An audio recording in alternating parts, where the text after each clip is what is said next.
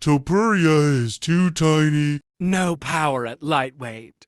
Charles, buy whatever he wants. Enough is enough.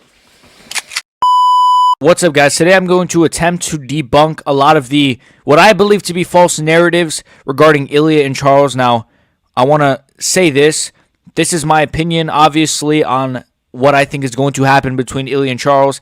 I've had a lot of bad picks this year, so we could sit here 7 days or 2 weeks from now, whenever the fight is, and I could be completely wrong, and this video could be it could age horribly. So it is what it is, but I'm going to take a risk by doing this video, and I'm going to attempt to debunk a lot of what I believe to be the false narratives regarding Ilya versus Charles Oliveira. So let's start with the first narrative, that being Ilya Topuria is a fucking pipsqueak. He's too small for 155. I think this is a dumb take now. We had this picture come out of Raul Rosas Jr. and Ilya Topuria, and this is a clear indication to people all of a sudden that, yeah, Ilya is too small. He's too small for fucking 155. If Raul Rosas Jr. is just barely taller than him and he's a bantamweight, then that must mean Ilya is going to be a pipsqueak at 155. Now, I'm going to try to debunk this narrative. So, first of all, I believe it kind of looks like to me, I can't really tell the picture. That's as far as it goes. Raul Rosas may be wearing shoes, right? Whereas Ilya may not be wearing shoes. It seems like Ilya is barefoot. Raul Rosas may be wearing shoes, right? So sadly, we cannot see Ilya Topuria's feet. Now, what the fuck? Now, first of all, let's start with this. Raul Rosas Jr. is out of camp. He is not in camp at all. I don't know if he even has a fight coming up. I don't know when. I don't think he's in camp at all. He looks in good shape, but he's out of camp. So, of course, he's going to look a little bit bigger than a guy who's currently at the end of his camp, that being Ilya Topuria. Ilya Topuria is about fucking 2 weeks out from his fight. Yes, of course. And you can see in the picture the posture difference as well. You can see Raul Rosas Jr. is flaring up his shoulders and his traps a little bit, MMA Guru style. Whereas you can see Ilya's kind of slouched with his thumb up. He's slouching a little bit. You know? The angle of it, guys. So I don't know. You could also see, like, you could see Ilya is thicker. You could see his torso is thicker. I'm not talking about his ass. I'm talking about... No, but seriously, though, you can see his torso is thicker. It is. His abs are more pronounced. His arms seem to be about the same size, if not stronger. He's got stronger forearms, I believe, as well. Raul Rosas has, like, my forearms. He has very, very skinny. You see my forearms? See, exactly. Yeah, very skinny forearms. So their leg size is about the same, though I think the angle, again, I just think this is dumb. Oh, bantamweight. Yeah, Raul Rosas is slightly taller. O'Malley is taller than Ilya. Everyone Ilya has faced except Volk is taller than him. Like, this is... I don't know why this is, like, such a narrative that Ilya's a midget. Like, Arman Tsarukyan is 5'9". Ilya is 5 foot. They're the same height. And if you're going to sit here and say, but Arman Tsarukyan, he's got he's got more strength than him. He's got more frame than him. Ilya looks pretty fucking thick. Like, I know this sounds very gay, but my point is, he's the same height as Arman Tsarukyan. So I hate this narrative that, like, Ilya is just going to be, he's this little midget waddling up to 155. Like, Arman Tsarukyan is really strong. Now, I know he's very big for 155. Ilya Topuria is going to fill out at 155. I truly believe this. Now, obviously, the concern is the next fight, which is Charles Oliveira. This is his upcoming fight, and, you know, it's not short notice or anything, but it's not like he's been bulking like crazy. You know, he's been knowing that he's going to go up to 155 for a while, though. So the narrative that, you know, this isn't really part of the list here. I have the list over here to the side. But the smaller narrative that, you know, this is like a short notice thing. It's not, right? It's not a short notice thing. I saw Bedtime trying to get that off. Little bro, it's not short notice. Ilya has known about this for many, many, many months. Now, I just think Ilya's not a midget. I think he's going to have the strength. We've seen him have strength. We've seen him have really good strength at featherweight. And I think at 155 with added muscle, it's going to be good for him. I really believe that. Yes, Arman Tsarukyan probably has more muscle mass than him, sure. But Ilya is underratedly thick. A lot of people make it seem like Ilya's this skinny guy, and he's this little skinny midget. He's not. He's very, very dense. His head is thick. His back is wide. His legs are really thick. Like, people are like, this sounds very like just super glazing here, but people are really underestimating how thick Ilia Topuria really is. You know, this is, I'm not even trying to do like a joke here. I'm serious. Like, the guy is underratedly very thick. So Ilia Topuria is not going to be undersized, I believe. And the next narrative here, discrediting his wins, right? So I hate this, man. Oh my. The discrediting his wins narrative. So what people are doing now is, and I've seen MMA YouTubers do this, I've seen people in the comments do this. Well, Ilia Topuria, he beat old man Volk. Now, I'll give you that one. The Volk one was, it was what it was. It was Volk coming off of a head kick KO. It was a mistake. The fight should have not happened. It is what it is. But I will say this. Volkanovski was KO'd by making the same move that he makes every fight. He does this thing, right? If you watch any Volkanovski fight, where he moves back on the center line with his chin up like that, right? So he moves back with his chin up, got caught with the hook. It's the same way Diego Lopez caught him. So why in the Diego Lopez fight, Volkanovski's back, he got caught with the same punch Ilia caught him with. So why do you guys think it would be massively different? I just don't understand. That's the move. Volk does that in all of his fights. That dumb shit. I love Volk. He's my favorite fighter of all time, or my second favorite behind GSP. He's probably going to end up being my favorite, let's be honest. Nonetheless, I love Volkanovski. This is not Volkanovski slander, but it's the truth. He made the same mistake he makes in every fight, and Ilia just capitalized on it with the hook. So I don't think if Volk had an extra 3 months or 4 months, it would be that much different, because we saw Volkanovski with a year plus time off still make that same exact mistake against Diego Lopez. It's just that I believe Ilia Topuria has a bit more power than Diego. I think that's proven at this point. He has more power than Diego Lopez, and he has better finishing ability. Though he didn't really need to show that, because by the time he fucking KO'd him, like Volk went out from that first hook. Right? It might have been, it was a hook, I believe, yeah. So my point is, people discredit the Volkanovski win. It's really like, I understand it. It's a fair thing. Volk at times was a bit jumpy in that fight. He was maybe not fighting as comfortable as he would have if he had an extra 3 months, 6 months. I just think Volk fought the same way Volk usually does, barring a couple of jumpy moments, but it still looked like Volk, and especially when he got caught with that hook. So that was one fight. Then the Max Holloway fight. Everyone wants to discredit the Max Holloway fight, because all of a sudden now, Max Holloway was drained, bro. He beat a drained Max Holloway. That was never an issue, ever, in Max Holloway's career. Ever. That was never an issue. Max Holloway, in fact, I will say this, did not look that bad on the scales against Ilia the way that he usually does. I believe it's the third Volkanovski fight. I believe it's the third or second one. He looked probably the worst he'd ever looked on the scales in that fight.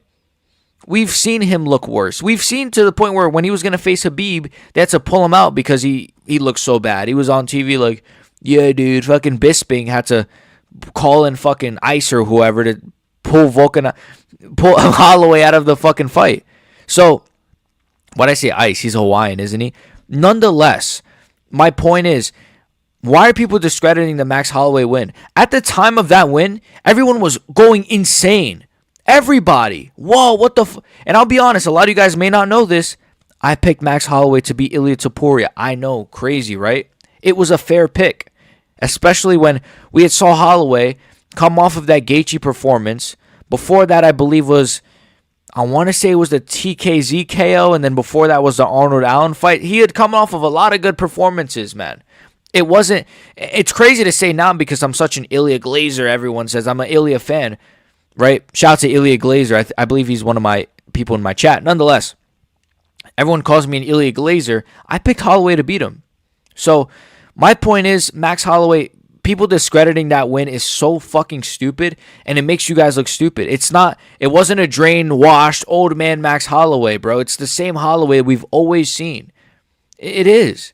It just was, man. We've seen him fight 155ers and not have a problem. We've seen him fight other featherweights with KO power and eat clean shots to the chin, clean shots.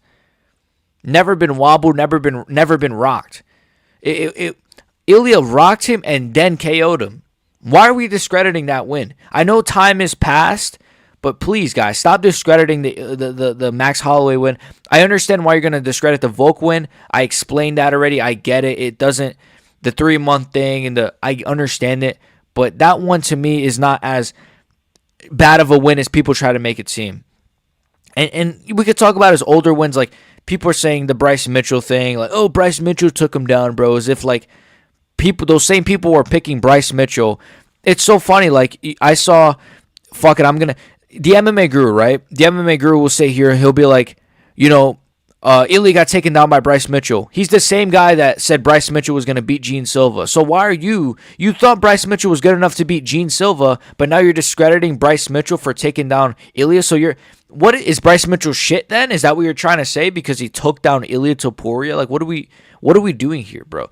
Like, fucking, if you want to look at everyone's careers, Khabib arguably lost to fucking Gleason Tebow. Like, we can't do this thing of like, let's just pick one bad fight from someone's career. And it wasn't a bad fight because Ilya still fucking won, but maybe it wasn't his best performance. Let's take one mid-performance or one moment like the Jai Herbert head kick, right? Let's take these moments and let's just say, well, look what Jai Herbert did to him. He landed a head kick, bro. Like, it's just stupid. It's just trying to discredit past wins. Again, the Bryce Mitchell win. It's just like, now Bryce Mitchell is not good. When you guys were saying he'd beat Gene Silva, I said he would beat Gene Silva. Yes, it aged bad, and it was a dumb pick. But you guys were the same ones that said, oh, he could beat Gene Silva, he could beat all these guys. Now, Bryce Mitchell was never good, and yeah, I can't believe Ilya Topuria got taken down by this guy. It's just stupid. The next narrative being, Charles has never been KO'd, so Ilya will KO him. I saw this in a comment. I wanted to kind of add this in because I think that's so stupid. Because I could simply just break that down by saying Volkanovski had never been KO'd before the Islam Makhachev fight. Max Holloway had never been KO'd before the Ilya Topuria fight. That's it. That's kind of that breaks down your entire narrative. The whole argument, Charles has never been KO'd. And even to add on to that, okay, fine, Charles has never been KO'd. Okay, Chandler dropped him. Gaethje dropped him. Poirier has dropped him, right? I personally believe Ilya has way, way, way better jiu-jitsu than all of those guys. So, yeah, of course they're going to drop him and not be super. They're going to be a little bit hesitant to go for the kill. If Ilya drops Charles Oliveira, the same way that Islam Makhachev did, he's going to go to the ground and meet him on the ground. That's just what it is. There's certain guys like Arman Sarukian. We've seen guys, when guys are not scared to go to the ground with Charles, like Arman, like Islam, they have success. It's like this, some of these fighters get into this boogeyman mindset of, ooh, he's grappling. I don't want to get into he's going to pull a triangle on me. That's what Justin Gaethje did. He dropped Charles like 3 times and didn't follow up. Like, can we just stop? Let's move on, bro. I don't want to even talk about this narrative. So, the other one being Ilya's KO power won't translate. His KO power won't translate. I've seen this. This one pisses me off. Since when has that been a thing? Since when have guys moving up from 145 to 155 have not translated? Poirier moved up, has done perfectly fine. Charles himself has moved up, have done perfectly fine. Conor McGregor. Conor McGregor has moved up, done perfectly fine. Now I know people are going to say, well, McGregor, his power really didn't translate though because the Eddie Alvarez thing and blah, blah, blah. Look, let's just point to the Jai Herbert fight. I know it's Jai Herbert. I understand it's Jai Herbert. But why has no one else done that to Jai Herbert? I'm sure he's been TKO'd. I'm sure he's been KO'd. But I'm saying that is Ilya Topuria's best KO of his entire career. And it was on short notice at 155. And that was his best KO of his career. I think personally, because he flatline KO'd somebody. And it was a sick combination.